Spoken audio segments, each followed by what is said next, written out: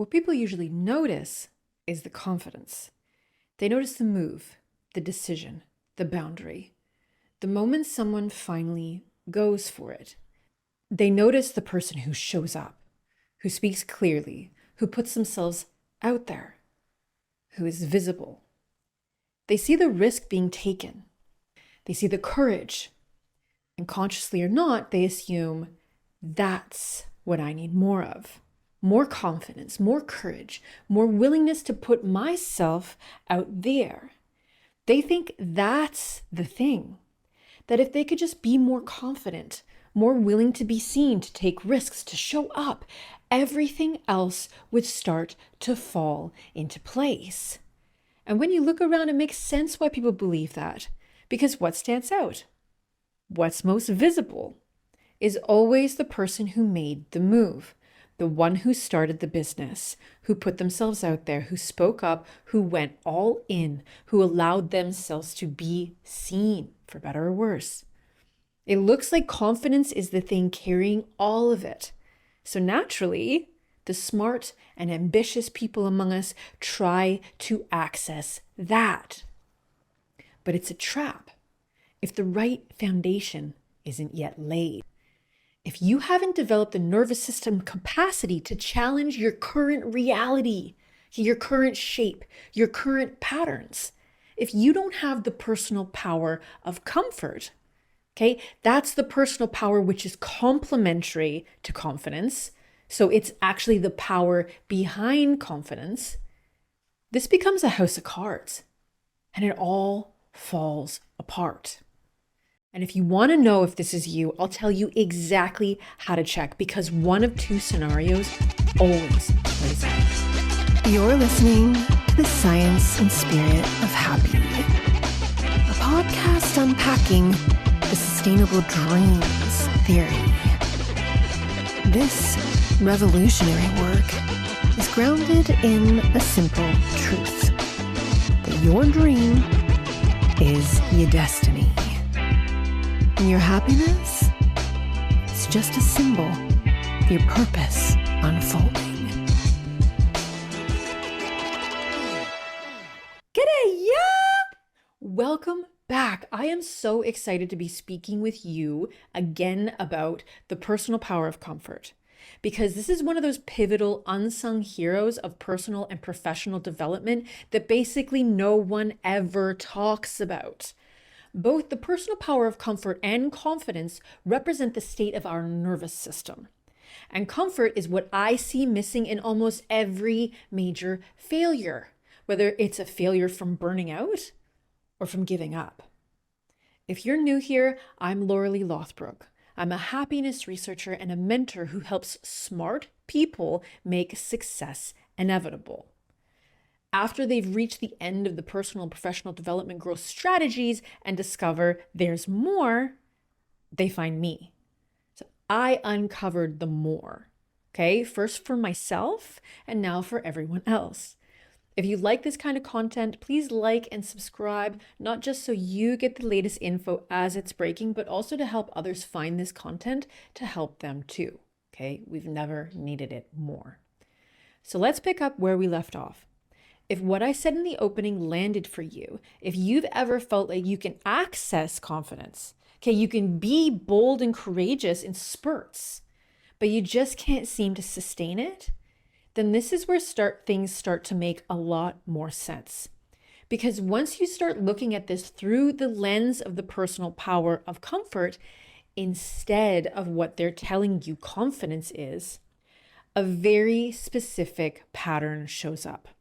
And it's not random, okay? The nervous system is a system. It responds in very predictable ways. In fact, it's so consistent that almost everyone falls into one of two scenarios. Scenario one is you push yourself to show up more, to be more visible, to put yourself in a situation that requires you to perform at a higher level than you maybe even feel ready for. So people like this, they start going to the gym consistently. They start posting on social media for their new business. They commit to that consistency. They put themselves out there socially, try to meet new people, say yes to things they would normally avoid. They start doing the affirmations, okay? They're getting their mindset Right. Trying to take the actions that the very best version of themselves would take to be the person who follows through. And maybe for a while, it actually feels like it's working. Okay. You find a version of yourself that looks and maybe even feels confident. Okay. Maybe you build momentum, right? You're showing up, you're taking action, you're doing the things. But then something happens, right? They get a negative comment on a post. Someone in their life doesn't respond to the new them the way they hoped. A relationship feels off. Family stress kicks up. The environment starts to feel destabilizing instead of supportive, and your nervous system responds. All of a sudden, the whole thing starts to feel a lot heavier than it did at the beginning. Okay, showing up suddenly doesn't feel natural anymore. Okay, it starts to feel like performance, empty, inauthentic, or just downright wrong. Okay, going to the gym feels like force. Posting feels like exposure instead of experimentation. And this is where people in scenario 1 tend to go one of two ways. Okay, some people push through it. They start performing confidence. They're the fighters. And these people fall into two categories, okay? The fakes and the fail me nots. Fakes were usually performing from the beginning because they looked at the visible people, the confident people, and processed that as performance anyhow, okay? They think this is it. This is all there is. They're performing the version of themselves they're actually destined to be. And fail me nots perform because they think this is what they need to do to get there, and they grit their teeth and they bear it. They're the ones putting everyone else or their goals ahead of their own values. They both override their discomfort. They keep showing up, keep producing, keep going through the motions, but now it's coming from the pressure to appear a certain way, okay? Or show up for someone else, not develop. And over time, that starts to cost them. Other areas of their life begin to slip. Their energy drops, their relationships feel strained. They can keep one thing afloat, but only by sacrificing maybe everything else. And eventually, it stops being worth it. Okay, that's where burnout lives.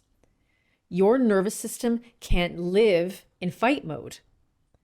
Scenario 2 is where people opt out from the moment it starts feeling performative. Okay, they flee. The second group have less willpower, but more self-awareness. They're the ones who feel that shift into performance and think, this isn't me, I'm out. They don't want to fake it. They don't want to force it. They don't want to build a life that requires them to constantly override themselves just to maintain it.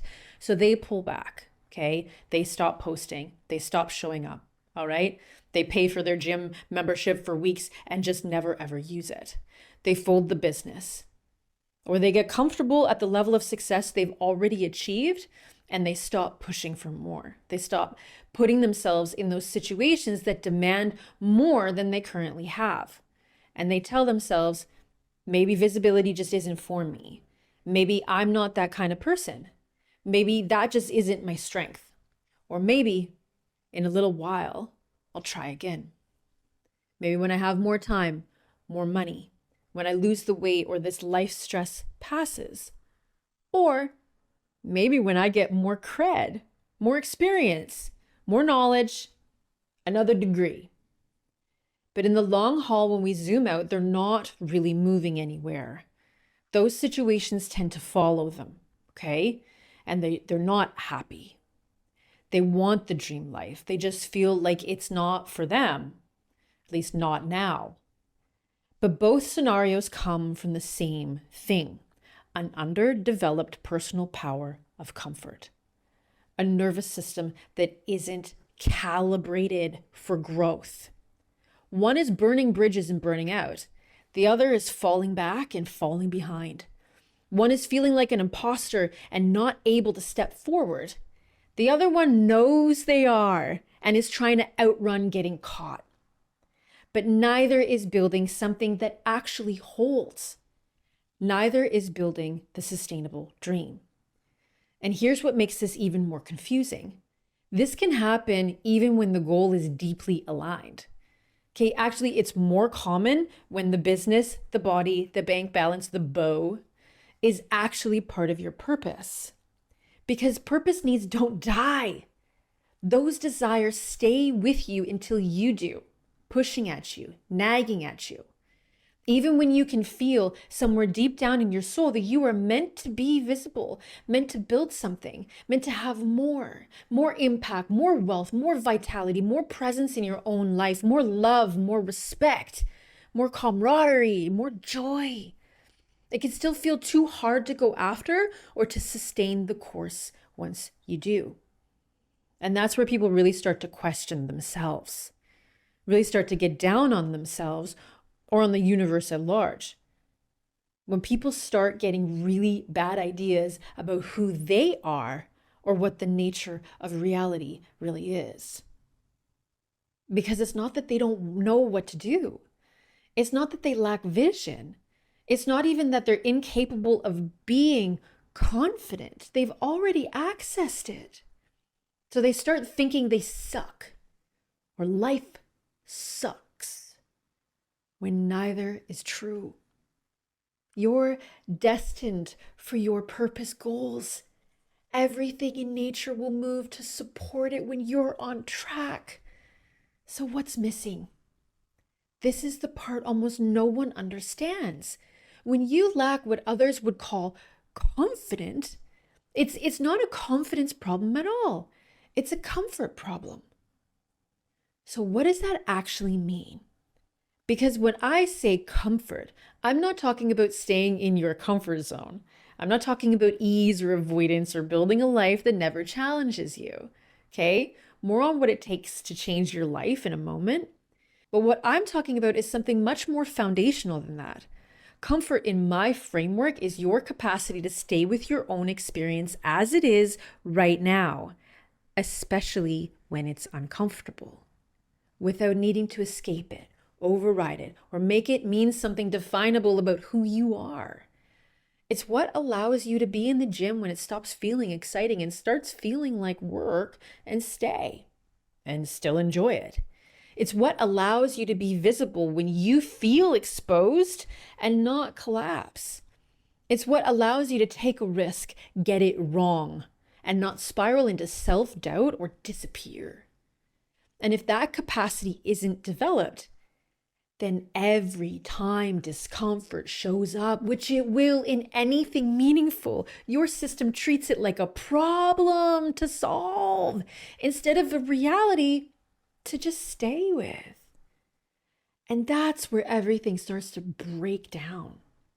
Okay, I want to slow this down for a second because if this part doesn't land properly, the whole idea of comfort gets really misunderstood. When people think quote unquote comfort, they collapse it into something behavioral, staying where things feel easy, familiar, manageable, the comfort zone.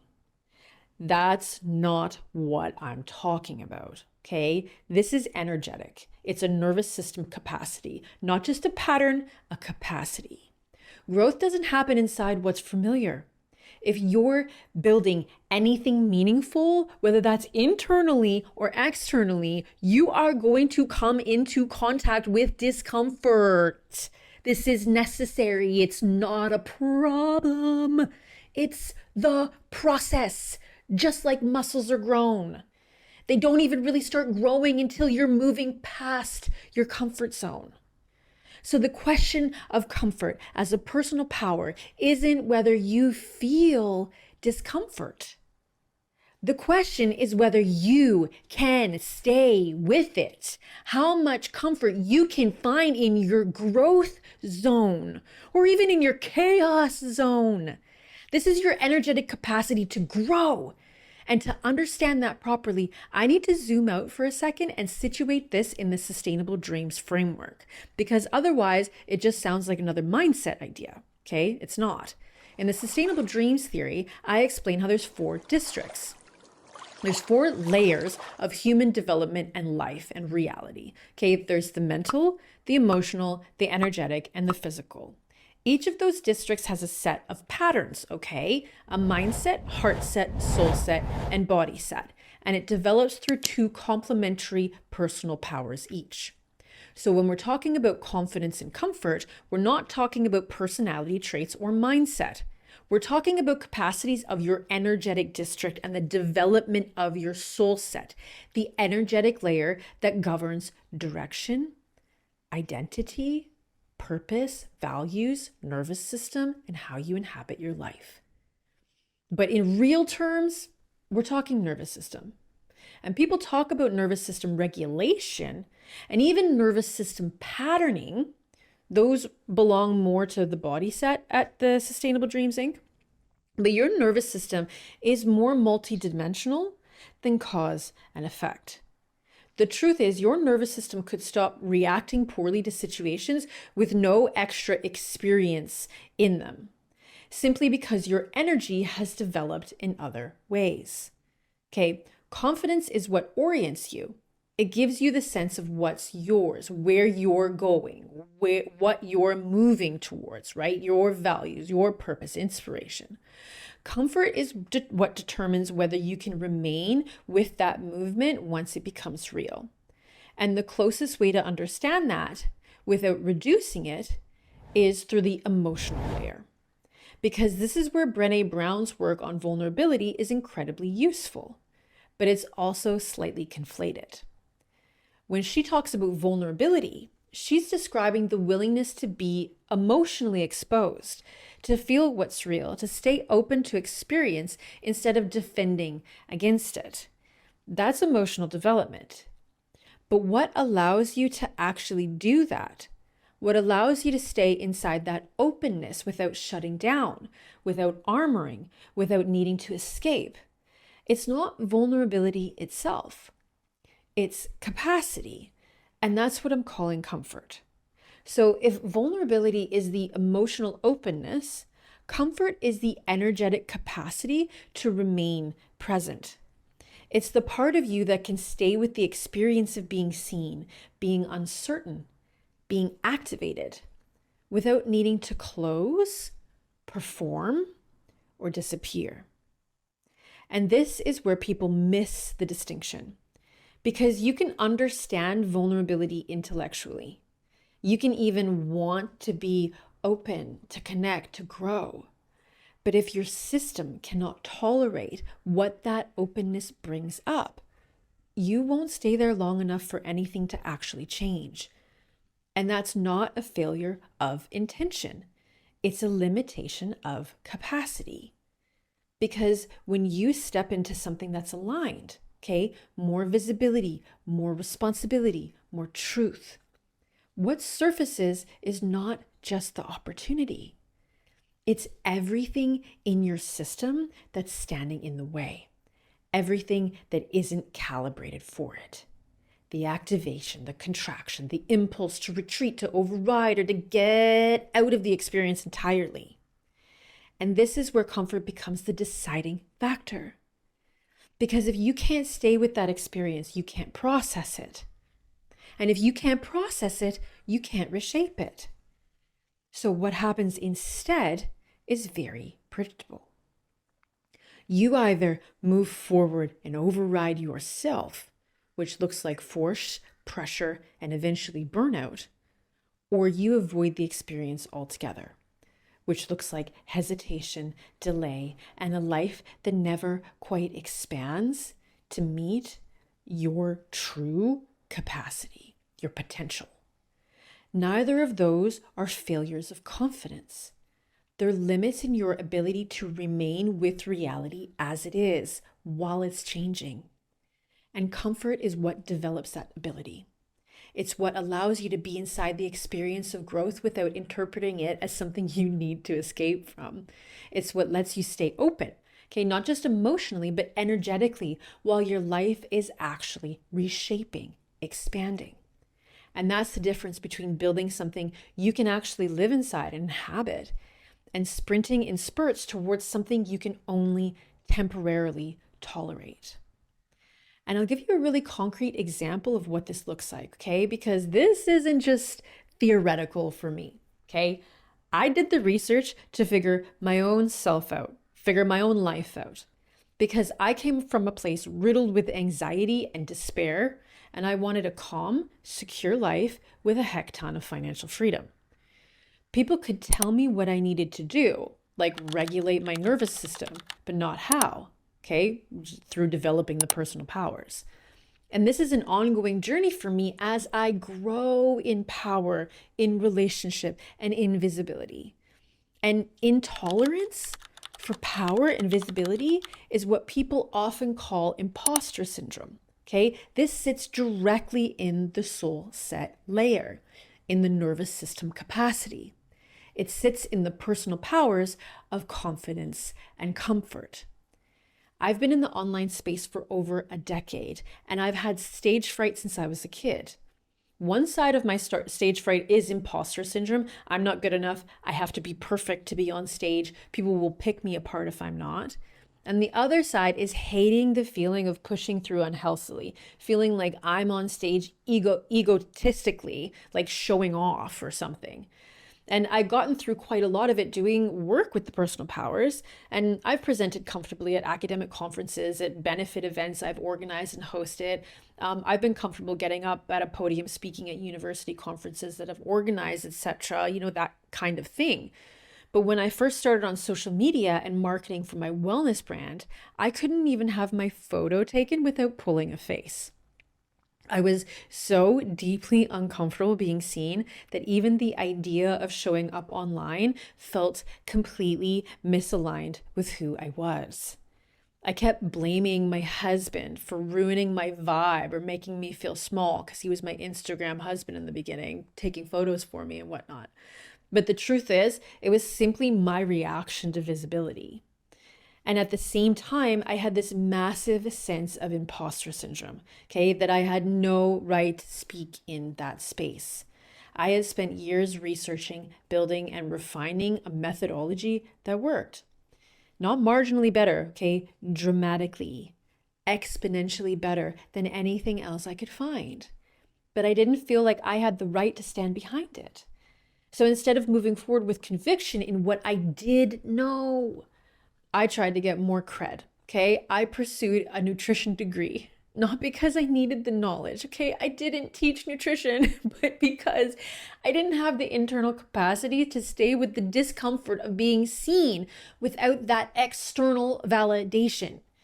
And get this, the credentials didn't even help. So I told myself stories that made my reaction feel rational. That it was actually because I didn't want to go up against the body positive movement, that I didn't want to be mistaken as part of toxic diet and weight loss culture, that it just wasn't the right space for me to be visible in. But in reality, what I was teaching was deeply aligned with body positivity. It was balanced, sustainable, and actually resolved the extremes I was seeing in the industry. The issue wasn't the message. It was my capacity to hold the experience of delivering it. And because of that, even though the work was effective, even though it sold easily, even though it helped people and we're profitable, I could never build the business out properly. I kept flaking out, coming back, flaking out again. Not because I lacked confidence in the direction. I knew exactly where I was supposed to go. But because I didn't yet have the comfort to stay with what that direction required of me. Now, we fast forward a few years. When I started the Science and Spirit of Happy, something really interesting happened. Okay, my visibility increased immediately. Traction on this brand's content increased a lot.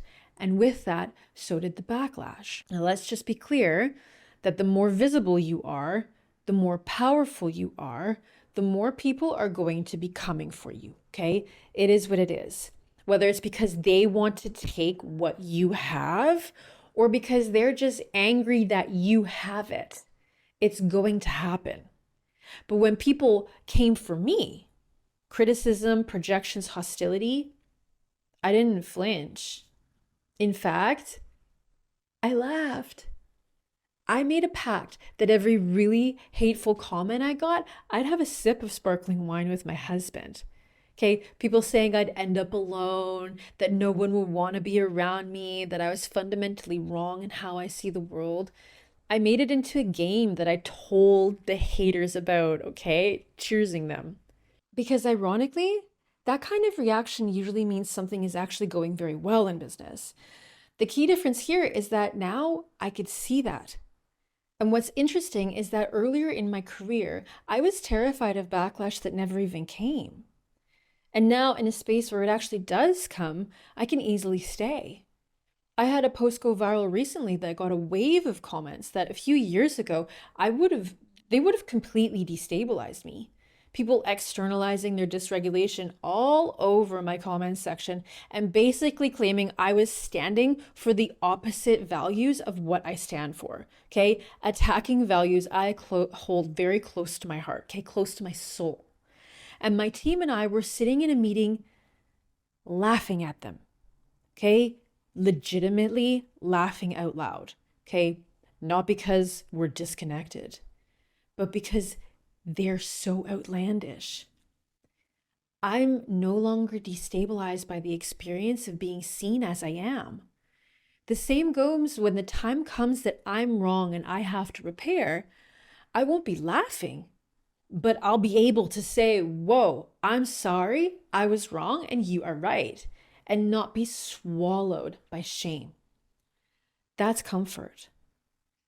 The difference isn't that I suddenly became more confident in the sense people, talk about it or think about it. The difference is that my capacity to stay with the discomfort of visibility expanded. I can be misunderstood and not collapse. I can be challenged and not retreat. I can be seen fully and not need to perform or disappear or convince. And that's what allows me to actually build something now. And this is where I want to expand on something, because when we talk about nervous system regulation, it often gets reduced to patterns and responses, almost like a linear equation, okay? And that's part of it, okay? Cause and effect. I teach on it, repatterning the nervous system in this way. But this capacity, the personal power of comfort, is much bigger than that, okay? It's not just patterning. It's identity, it's self-worth, it's self-acceptance at a level where you can remain with yourself even when your external world is reflecting things that are uncomfortable, confronting, or incomplete. Because if that isn't in place, no amount of strategy, ability, confidence, or clarity will carry you through. I want you to imagine three people standing at a wall. The first one has their hands pressed flat against it, face closed, eyes entranced by the painted mural on it. It's beautiful, blue skies, flowers, butterflies, an idyllic scene. And from where they're standing, that's the whole picture. That's reality. The second person is standing on a stack of books, just high enough to see over the top. And what they see on the other side stops them cold. It's industrial wasteland, devastation, nothing growing. The mural wasn't a window, it was a cover. And the third person, they're standing on a stack 3-4 times higher, high enough to see past the wall entirely, past the destruction on the other side. And what they see from up there is a sunrise, above the clouds, above all of it, a much bigger picture. And this is the part that matters, okay? This is a completely real picture. Now, I usually use this image to talk about knowledge and perspective, how a little information shows you what's wrong, and a lot of it shows you that things are unfolding inside something much larger, much more organized, and much more beautiful. And I believe that deeply. I've experienced it. But today I want to use it to show you what the personal power of comfort actually looks like in practice. Because comfort isn't about choosing to look at the mural. It's not about deciding to be, quote unquote, positive or pretending the devastation on the other side of the wall isn't real. But it's also not about getting stuck at the height of the second person where all you can see is what's broken, what's wrong. Like that's all there is. That leaves your nervous system in a permanent emergency response to it, okay? It's dysfunctional. Comfort is the capacity to get to the third level, to see the mural and the destruction and the sunrise all at once. and remain steady inside all of it. Whether that's fielding an ignorant comment from someone who doesn't understand what you do, okay? Or calling yourself out for where you're legitimately falling short. Because this is where most people lose themselves. They see something they don't like, a mistake, a shortcoming, a piece of feedback, criticism that has some truth in it, and they collapse into it. Or they go into the dark and defend against it. Or they try to escape it as quickly as possible by giving up, by giving in, or engaging their ego tool to perform and compare, which is always a losing game. Because when you take that route, you're playing against yourself. People with underdeveloped comfort can't stay with hard. And if you can't stay with it, you can't work with it. You can't repair it. You can't integrate it. You can't process it. You certainly can't make it right. Because making something right requires you to be able to stand inside the fact that it's not right yet, without losing your sense of purpose in the process. And if you want to get tapped into your purpose, into the endless motivation and inspiration to change the habitual ways you respond, nervous system and otherwise, get the Zero to Hero course, because it walks you through each of these as full modules: motivation, inspiration, purpose, all of that, habits. But staying is what comfort gives you, okay? The ability to be in contact with the part of reality that is unfinished, imperfect, uncomfortable, while still being oriented to the larger arc of where you're going, the vision, the dream, your purpose. Not as an affirmation you're forcing, okay? But as something you can actually feel naturally and remain grounded in at the same time. So you're not oscillating between denial and collapse, okay? You're holding the hard and the vision, both. And that's what makes progress not just possible, but inevitable, because now you can see clearly and stay. So again, when people talk about nervous system regulation, it also often gets reduced to this stimulus and response, right? Something happens, your body reacts. You regulate or you don't, cause, effect, patterning. You just need to practice and get through is what they usually say, right?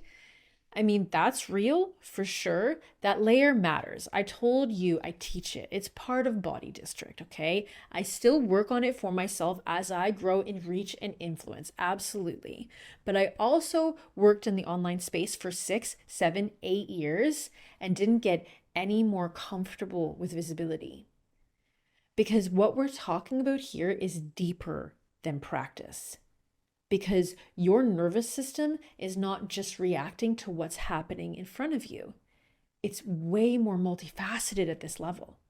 It's organized around what it has learned is part of your experience. What's normal for you to feel. How you interpret your energy, purpose, calling. What your experience of reality has been. And what you're safe to be. And that organization doesn't come from isolated moments, okay? It comes from your early childhood attachment, from the environments you were shaped in, from what was mirrored, what was rejected, what was allowed, what wasn't, from who you became because of it. And over time, that creates very specific limits in your capacity for visibility, limits in how much power you can stay with. Limits in how much leadership you can hold, limits in how much of your purpose you can actually inhabit without needing to run from it and escape. And that's what I call dents and deficits in the personal power of comfort. Not flaws, okay? You weren't born with them. They're not personality traits. You didn't choose to pick them up. They're structural limitations in your ability to remain with the tension between your reality and your vision as you're closing the gap, as you're changing, as you're growing towards it. Does the seed grow into the powerful oak or wither in the ground? Does it grow to a sprout, a sapling, and stop there? Or does it keep climbing through the unknown, called by great heights? Because when you're destined to become the oak, all you need is calibration. That's how you make success inevitable. And once you start to see that, you stop making this about discipline or performance. You stop making it about what looks like confidence. You stop making it about whether everyone agrees you're capable. And you start working with the actual problem: capacity, calibration. And from there, you start growing. So, in the next episode, we're going to get into this properly. We're going to look at how attachment shapes your comfort. We're going to look at the most common dents and deficits, what they actually feel like in your life, okay, not just conceptually, really. And we're going to look at what high comfort, okay, what I call a high intuitive IQ and soul set, actually looks like when it's developed. Because once this piece is in place, you don't just move towards your dream life. You can actually stay there sustainably.